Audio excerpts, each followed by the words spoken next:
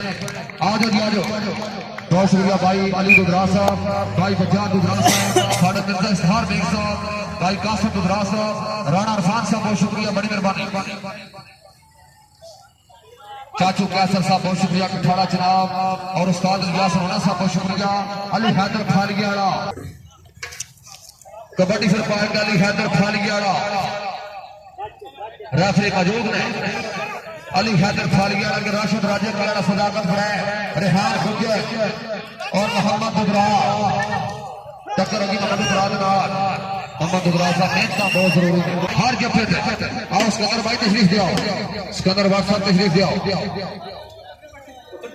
सदाकत जफे करे 1000 रुपया इलियास राणा साहब की तरफ, भाई कासिम दुधरा की तरफ भी मोहम्मद दुधरा बिल्कुल जीरो पे खेल रहे हैं। नंबर हो गया अली हैदर फालियाड़ा नहीं खान साहब तशरीफ ले आओ। इस्तार में एक पहलवान जी क्या बात है। नंबर हो गया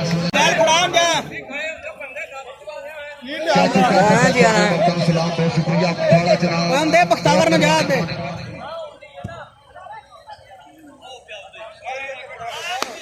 शाबानी हैदर शाबाश।